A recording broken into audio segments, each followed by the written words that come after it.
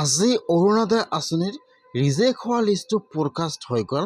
যদি আপোনালোকে এইবাৰ অৰুণোদয় আঁচনিত আবেদন কৰিছে তেনেহ'লে কিন্তু আজি আপোনাৰ কাৰণে গুৰুত্বপূৰ্ণ আপডেট আহি গ'ল। বহুতো মানুহৰ নাম কিন্তু ৰিজেক্ট হৈ গৈছে। যদি আপোনালোকে এইবাৰ অৰুণোদয় আঁচনিত নতুনকৈ আবেদন কৰিছে তেনেহ'লে আপোনালোকে আজিয়ে ৰিজেক্ট হোৱা লিষ্টটো চেক কৰক।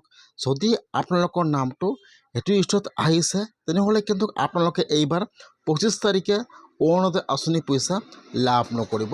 সেইকাৰণে যদি আপোনালোকে আগৰ পৰা প্ৰতি মাহে অৰুণোদয় আঁচনি পইচা লাভ কৰি আছিল অথবা আপোনালোকে এইবাৰ অৰুণোদয় আঁচনিত নতুনকৈ আবেদন কৰিছে তেনেহ'লে আপোনালোকে আজিয়ে অৰুণোদয় আঁচনিৰ ৰিজেক্ট হোৱা লিষ্টটো চেক কৰক যে আপোনাৰ নামটো ৰিজেক্ট হৈছে নেকি।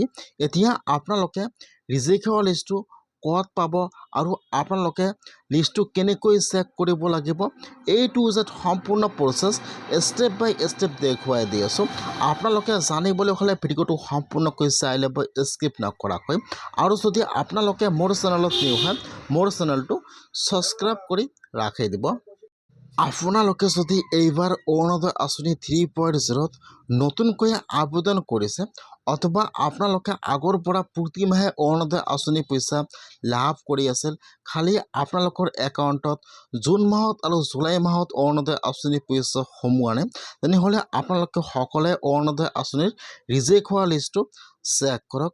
এইটো হৈছে কিন্তু অৰুণোদয় আঁচনিৰ ৰিজেক্ট হোৱা লিষ্ট। এইটো হৈছে কিন্তু আসামৰ ইয়াত সকলো অৰুণোদয় আঁচনিৰ নাম আছে।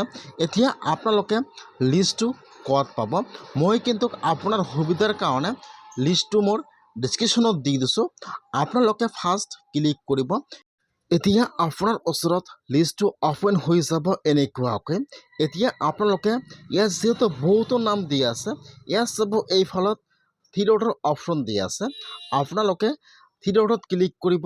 ইয়াত চাব ইয়াত এটা অপশ্যন অপেন হৈ যাব এনেকুৱাকৈ। ইয়াত চাব 1 নম্বৰতে আহি যাব ফাইণ্ড এণ্ড ৰিপ্লেচ। এতিয়া আপোনালোকে সেইটো অপশ্যনৰ ওপৰত ক্লিক কৰিব। যিহেতু ইয়াত বহুতো নাম দিয়া আছে সেইকাৰণে আপোনালোকে ইয়াত আপোনালোকৰ নামটো চাৰ্চ কৰিব। ইয়াত কিন্তু এনেকুৱাকৈ আহি যাব। এতিয়া আপোনালোকে চেক কৰিব যদি আপোনালোকৰ লিষ্টত নাম আহিছে তেনেহ'লে কিন্তু আপোনালোকে এই মাহৰ 25 তাৰিখে অৰুণোদয় আঁচনি পইচা লাভ নকৰিব।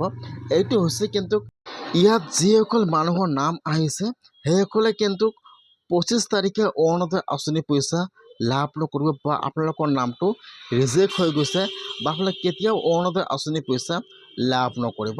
ইয়াত কিন্তু আসামৰ সকলো নাম দিয়া আছে। যিসকলে অৰুণোদয় আঁচনিত আবেদন কৰিছিল বা যিসকলে আগৰ পৰা প্ৰতি মাহে অৰুণোদয় আঁচনি পইচা লাভ কৰিছিল ইয়াত ৰিজনটো দিয়া আছে। আপোনালোকৰ নামটো কিহৰ কাৰণে ৰিজেক্ট হৈছে ইয়াত ৰিজনটো দিয়া আছে।